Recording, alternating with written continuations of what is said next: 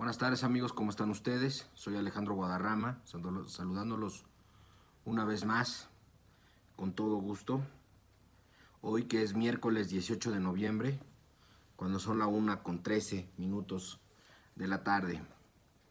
Primero que nada y como siempre, quiero agradecerles a todos y cada uno de quienes se han tomado la molestia de hacerme llegar saludos, felicitaciones o solicitar esta cápsula que se llama La opinión que nadie pidió. También he notado cierto reproche de algunos de ellos que mucho agradezco, diciéndome que por qué tan pausadas las cápsulas, que tal vez les gustaría que fueran en un día establecido o más a menudo, lo cual me gustaría que fueran ustedes en sus comentarios quienes me lo hicieran saber. Básicamente les explico que desde mi punto de vista, y excepto por la cuestión de la pandemia, que el número de muertos sigue creciendo, pues nada ha cambiado en el país, nada relevante ha ocurrido. Seguimos en la misma inercia de que el gobierno federal opta por dejar que la pandemia, digamos que siga su curso natural, al ser un asunto pues prácticamente natural, y que sea la autodisciplina o el autocuidado el que rija el actuar de los ciudadanos. Habrá personas que estén de acuerdo con este esquema, habrá quienes no.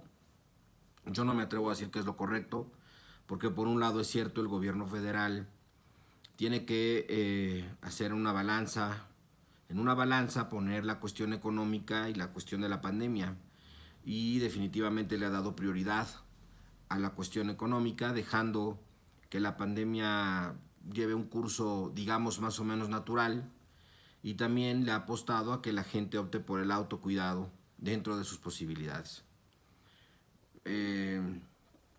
Hay quienes opinan también que el gobierno tiene la obligación legal, que es cierto, de cuidar los bienes jurídicos tutelados en la Constitución Política de los Estados Unidos Mexicanos, de todos y cada uno de los ciudadanos que pertenecemos o que vivimos en este país, y que desde luego pues el más importante es la vida de los mexicanos, y eso lo obliga y lo faculta al mismo tiempo a tomar decisiones que pudieran resultar un poco más limitativas en cuanto al actuar de los ciudadanos mexicanos o a su poder de decisión. También es cierto, algunos gobiernos han optado por restringir en horarios determinados el tránsito de las personas, y otros han optado por dejar que sea el propio ciudadano, de acuerdo a sus necesidades, quien decida estas cuestiones. Bueno, la verdad es que no sé yo cuál sea la verdad, ni que esté bien ni que esté mal, porque son muchísimos los factores, debe ser una decisión muy difícil de tomar, y debe de ser muy complicado tener prácticamente 100,000 muertos en tu gobierno y en menos de un año, en 10 meses. Es muchísimo, nada más por cuestión de la pandemia. Entonces, debemos de entender todos que el autocuidado es lo que nos queda y es en lo que le debemos de apostar dentro de nuestras posibilidades. No hacer lo que acabo de hacer, que es tocarme la cara. Lavarse las manos, en fin, apostarle a eso. Aunque desde una opinión personal creo que debemos de entender que la aglomeración de personas es donde se aumenta potencialmente el contagio, y el gobierno federal no hace nada por limitar esas aglomeraciones, que se podría hacer de muchas maneras, y eso se resuelve con la apertura, desde mi punto de vista, ordenada de negocios, ¿no? Pero bueno, eso ya no me toca a mí. Lo que sí me toca es decir que el gobierno federal está apostando al autocuidado, y que pues vayamos en esa vertiente y nos autocuidemos. Hasta aquí el comentario de este asunto, que no ha cambiado nada más que el número de muertos. La estrategia no ha cambiado, la estrategia económica no ha cambiado, la estrategia política no ha cambiado. La cuestión de las relaciones exteriores se modifican un poco con el triunfo de Joe Biden, pero ahorita haremos algún comentario a vuela pluma porque no es el tema. ¿Por qué? Porque efectivamente yo creo que ya empezamos a ver algunos indicios, ¿no? Algunas respuestas de lo que va a pasar cuando Joe Biden llegue a ser presidente de Estados Unidos, pero todavía no tenemos muy claro el escenario, y también creo que La diplomacia hará su trabajo allá y aquí. Y bueno, sí me parece que trasladamos, ¿no?, nuestra realidad política o nuestra costumbre o cultura política a las cuestiones exteriores y tratamos a Estados Unidos como si hubiera antecedentes de fraudes electorales, como los hubo en México hace muchos años, y trasladamos para tratar de explicar nuestra propia realidad, y hablando del presidente específicamente, Andrés Manuel López Obrador, que ha optado por no felicitar todavía a Joe Biden hasta que haya un señalamiento de una autoridad en Estados Unidos que lo declare como presidente. Bueno, todos los países del mundo prácticamente lo han felicitado, excepto Brasil, excepto Bielorrusia, Rusia y México, hasta donde tengo entendido. 4 países, y la justificación que el presidente da de que se debe de esperar es, pues para los ojos de él, justificada, y para los ojos de muchos también, que trasladan su realidad a la realidad de lo que ven o de lo que saben para explicárselo de mejor manera. Y entonces el presidente de México, que se dice víctima de numerosos fraudes electorales, traslada la realidad de otro país a su realidad y decide no apoyar el nombramiento de Joe Biden como presidente de Estados Unidos, amparado en la idea de que hasta que no sea un reconocimiento oficial no lo tiene que hacer. Se confunde el presidente diciendo que es no intervención y que la doctrina Estrada, que ya está muy pasada de moda, obsoleta en términos de materia internacional, pero bueno, pues él trata de justificarlo de esa manera, o él se rige de esa manera, está en su derecho. No sé si sea lo mejor o no, eso no lo va a decir el tiempo. Yo no quiero emitir una opinión en ese respecto porque la verdad son cosas que no sabemos. Yo creo que va a imperar el interés público de ambos países. Al final del día seguimos siendo vecinos, seguimos siendo socios comerciales, los más importantes para ese país y los más importantes para nosotros también. Y al final del día creo que las cosas se acomodarán de buena forma. No sé qué tanto pueda influenciar o no el criterio de Joe Biden en sus relaciones personales con el presidente López Obrador, que desde luego es factor, pero vamos a ver qué tanto.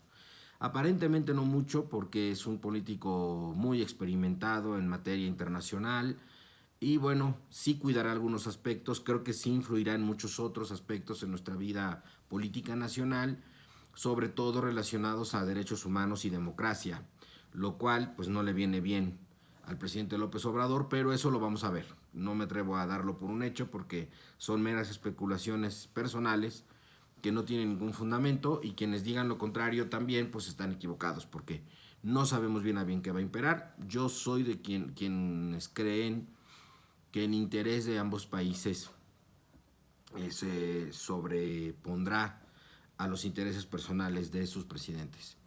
Y bueno, hasta aquí quiero dejar el comentario porque hoy es una cápsula larga, los temas que sí son trascendentes, importantes para su servidor y que quiero platicarles hoy son dos rápidamente. Uno, ya tenemos presupuesto 2021, un presupuesto que modifica poco o prácticamente nada a comparado con el del año 2020. Pareciera que no hay una crisis económica importantísima, profunda en nuestro país. Pareciera que no hay una crisis de salud con la pandemia de COVID-19. Pareciera que no hay una crisis de seguridad, que sí la hay también. Y bueno, pues el gobierno ha optado, y además tiene su derecho, es su facultad, todos lo han hecho, de darle prioridad a lo que para él es lo más importante, destinando el gasto público en rubros muy específicos, pero con ciertas particularidades. Desde luego, casi el 50% del Producto Interno Bruto se va, o sea, de todo lo que genera el país de ingresos, se va a pago de deuda y de servicio de deuda. Se anunció el día de ayer, una reestructuración de deuda por algo así de 6.200 millones de dólares de deuda adquirida por nuestro país, que la reestructura y que le disminuye el pago del servicio. Les voy a explicar rápidamente, si ustedes me lo permiten, porque al final de cuentas es más deuda pública, aunque el gobierno diga lo contrario. suponiendo que ustedes tienen una deuda de 10,000 pesos con el banco y ustedes tienen que pagar 1,000 pesos cada mes de intereses, que en materia de administración pública se les llama servicio. Así que ustedes tienen una deuda de 10,000 y pagan 1,000 pesos de intereses. Si ustedes pagan esos 1,000 pesos de intereses, pues siguen debiendo 10,000. ¿A qué le llaman reestructura? Pues que alguien va y le dice, oye, yo te debo 10,000 pesos y me estás cobrando 1,000 pesos de intereses, ya no te puedo pagar 1,000 pesos de intereses. Necesito pagarte menos interés porque la pandemia me está ocupando recursos, porque el crecimiento económico de mi país, el Producto Interno Bruto, se ha disminuido. En fin, necesito que me apoyes. Y lógicamente el acreedor les va a decir que sí, que les va a poder hacer una disminución, se porta muy buena onda y les baja el 50% del interés y dicen, oye, pues nada más voy a pagar 500 pesos mensuales. Qué buena noticia, ¿no? Pero, ¿qué pasa con los otros 500? Que te los van a abonar a capital.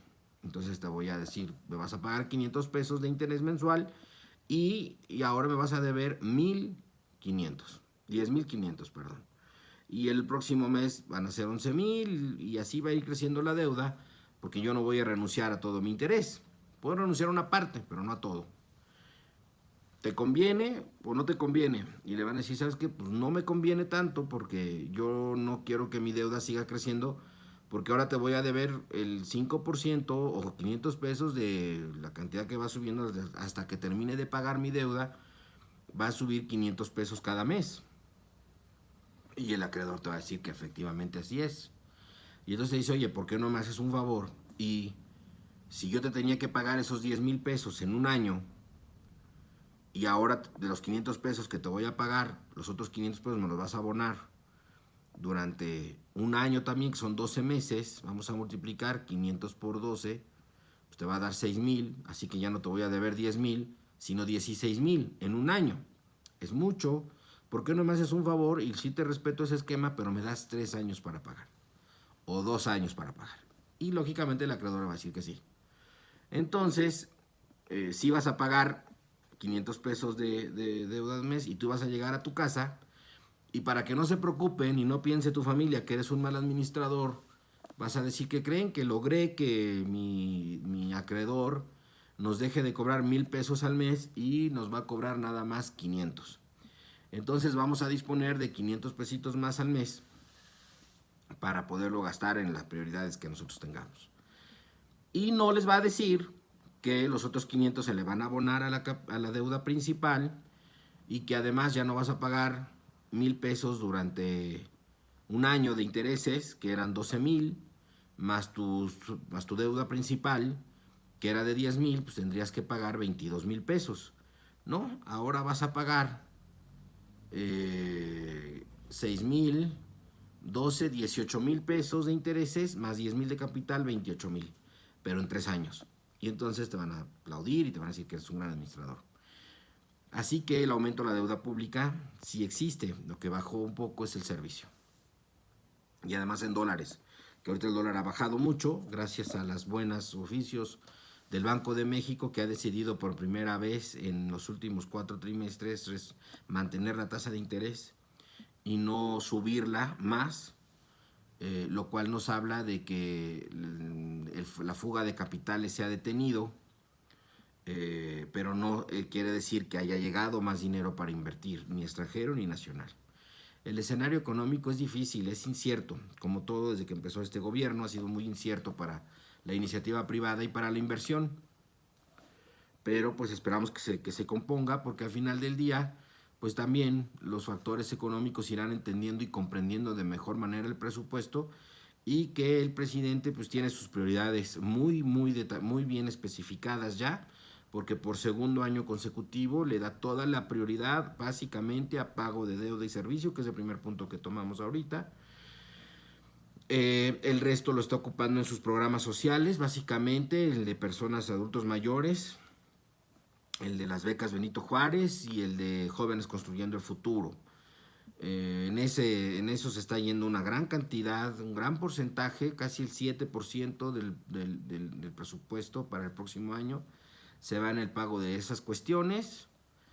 El resto se va a Pemex, a subsidiar a Pemex, que está siendo muy oneroso y muy mal negocio. El subsidiar las obras del aeropuerto Felipe Ángeles en Santa Lucía, el pago del Tren Maya, el pago de la refinería de Dos Bocas. Y el presidente ahí tiene sus prioridades, eso es muy claro para todos. Y el restante del presupuesto, que no es mucho, pues además a salarios, aguinaldos, pagos de indemnizaciones, queda muy poquito dinero para el resto de cuestiones como construcción de carreteras, reparto a estados y municipios que están viendo muy afectados en sus ingresos, sobre todo los municipios. Los programas del ramo 28, del ramo 33 están restringiéndose mucho. En fin, ¿a qué me refiero con el ramo 33? Les explico rápidamente. El presupuesto está etiquetado, ocupando el mismo ejemplo que si fuera en tu casa, pues tú vas a hacer una lista de cuánto ganas y ese dinero lo vas a destinar exactamente en cuánto vas a gastar en cada cosa, ¿no? Cuánto vas a pagar a tu tarjeta de crédito, cuánto vas a pagar a tu carro, a tu casa, cuánto vas a pagar de gasolina, cuánto vas a pagar de alimentación, de medicamentos, etcétera. Y entonces tú ya lo tienes etiquetado y lo apartas y dices, bueno, esto es para gasolina y no toco un peso que no sea para gasolina.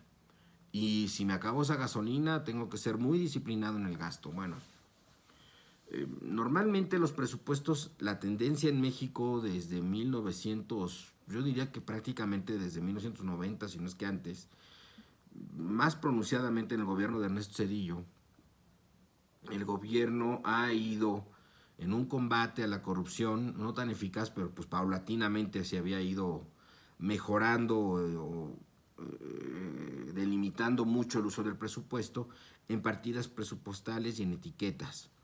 Después se crearon los fideicomisos que tenían como finalidad el atender asuntos que el gobierno federal no podía atender o que sí pudiéndonos atender no los podía atender tan bien como supuestamente otros grupos. Entonces, bueno, se crean las etiquetas presupuestales, quiere decir que ese dinero va específicamente a una finalidad, a un programa, a un fideicomiso o a un presupuesto, a algún específico, una cantidad. Y entonces es más fácil de verificar su aplicación, en teoría. Es más fácil verificar los desvíos, en teoría.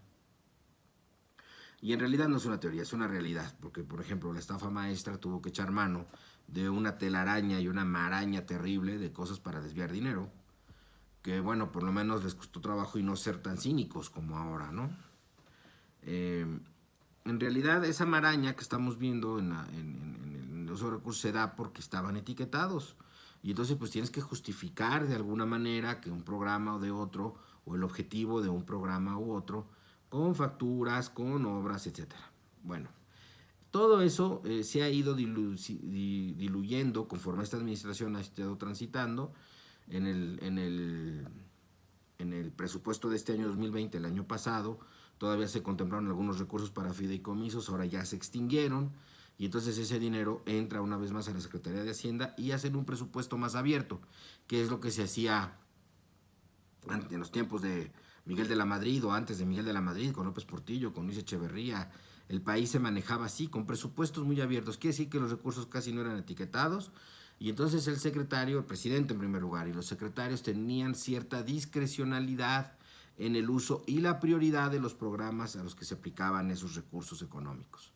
Eso les permitía que de acuerdo a las instrucciones del presidente o de acuerdo a los intereses personales del secretario o lo que él considerara fuera prioritario, se destinara el dinero para un programa o para una obra o para otra, para una sí, para otra no. Entonces eso pues es un pasito para atrás en materia de transparencia, en materia de planeación, en materia de organización, en materia de anticorrupción, aparentemente. Digo aparentemente porque al final de cuentas no funcionó. En el gobierno de Peña Nieto hubo muchísima corrupción, tal vez más que ningún otro, y estaban los recursos etiquetados y estaban los fideicomisos. Pero bueno, si lograron ese nivel de corrupción, no obstante esos seguros, esas etiquetas, imagínense qué tan susceptible a la corrupción puede estar un presupuesto que no tiene esos candados.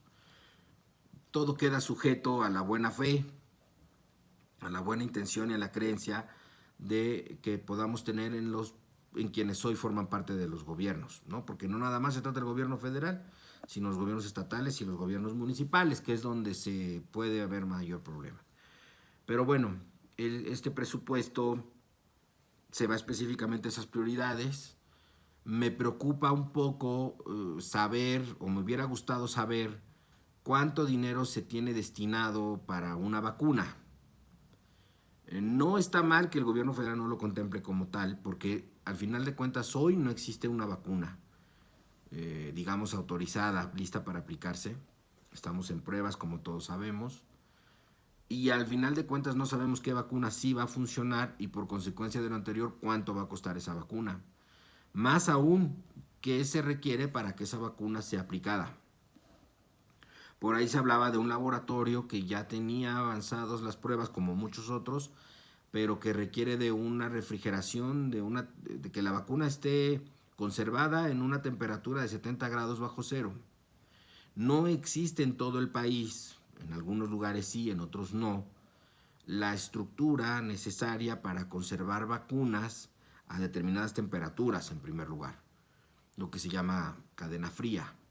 Y segundo lugar, creo que no existe, o no existirá en todos lados, una capaz de sostener esa temperatura. Tampoco existe la garantía de que esa vacuna sea la que se nos va a aplicar. Entonces, hoy el gobierno federal tiene incertidumbre en eso y deja el presupuesto abierto pues para saber qué vacuna va a adquirir, que funcione, y cuáles son las obras, las estructuras, o no, que es lo que tendrá que decidir el gobierno federal en cuanto a la aplicación. Me explico. ¿Qué tanta estructura tiene el país para conservar vacunas a esa temperatura? Suponiendo que fuera esa de los menos 70 grados. ¿En qué estados, o en qué ciudades, mejor dicho, puede haber un esquema de refrigeración que soporte esa temperatura y que garantice que la vacuna no va a sufrir alguna afectación? Es lo primero que se tendrá que ver. ¿Cuál es la capacidad de almacenamiento de ese tipo de vacunas en esos requerimientos?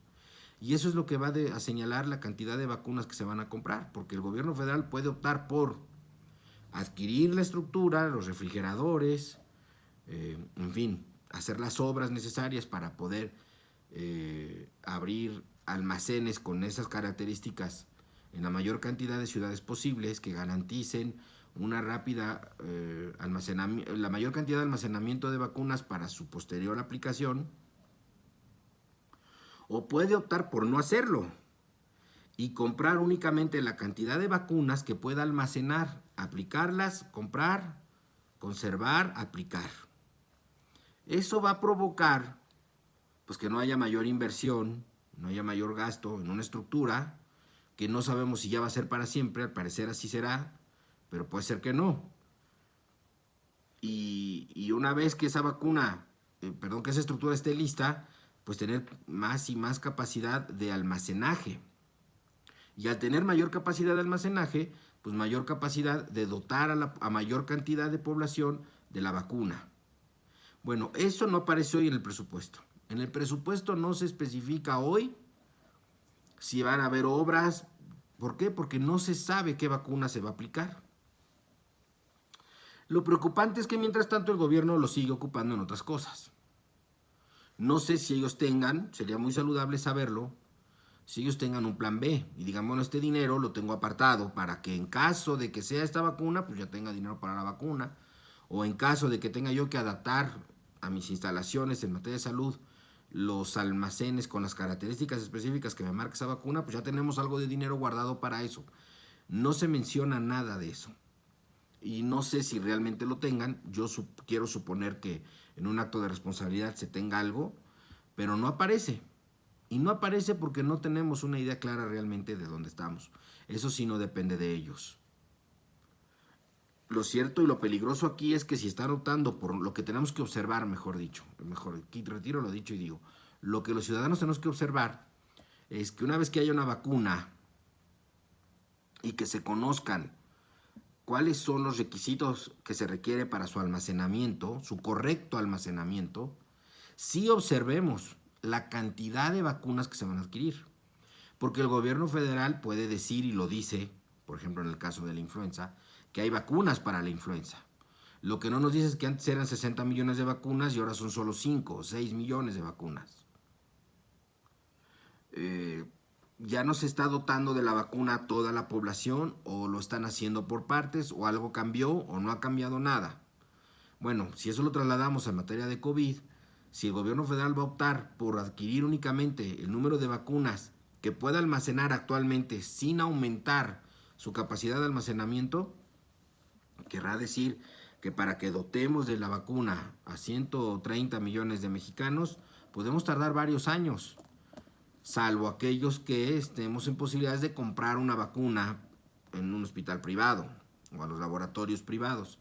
Que fíjese, normalmente los laboratorios sí tienen capacidad de almacenaje, pero la relación, es sabido que la relación, y por ahí lo dije en cápsulas pasadas, la relación que el presidente ha sostenido con esos laboratorios ha sido áspera. También se ha peleado con ellos, como con tanta gente, y es difícil que lleguen a un arreglo. Sería lo más sano, y lo más económico.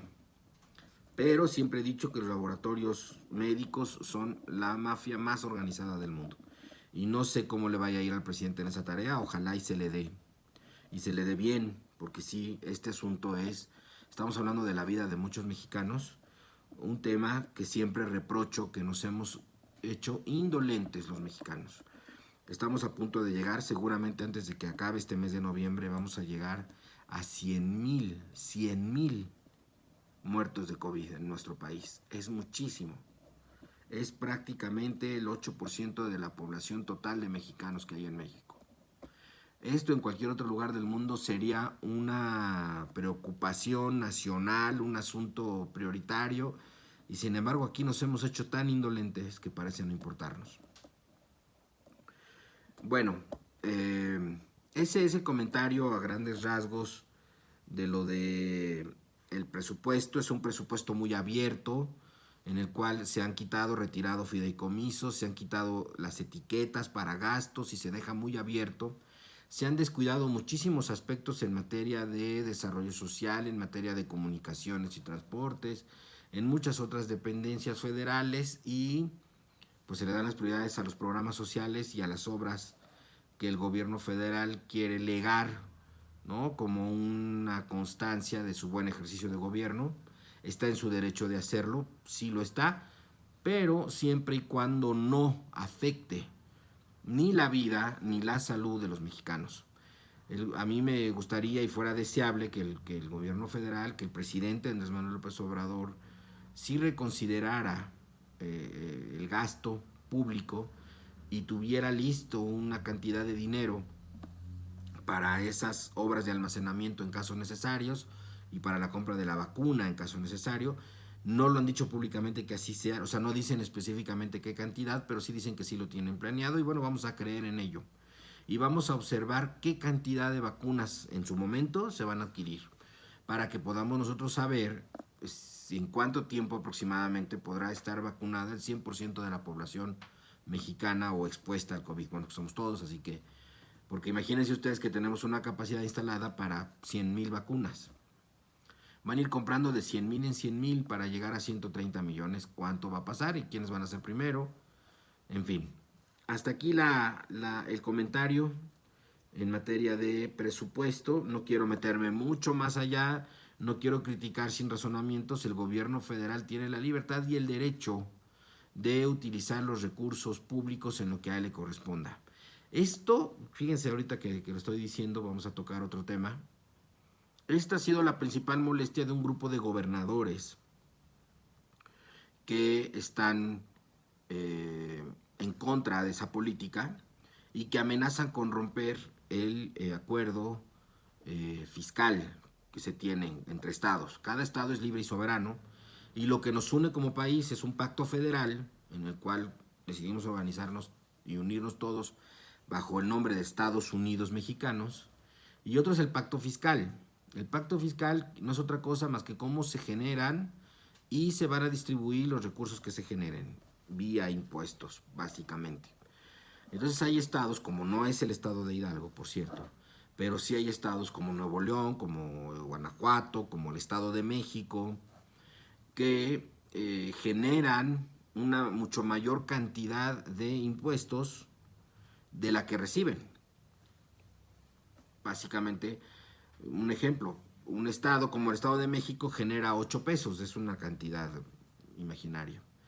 Se lo entrega al gobierno federal, dice, mira, estos son los impuestos que tú puedes cobrar en mi estado y son 8 pesos. El gobierno federal los junta con el resto de los estados y los redistribuye, tomando en consideración cierta paridad o equilibrio entre estados.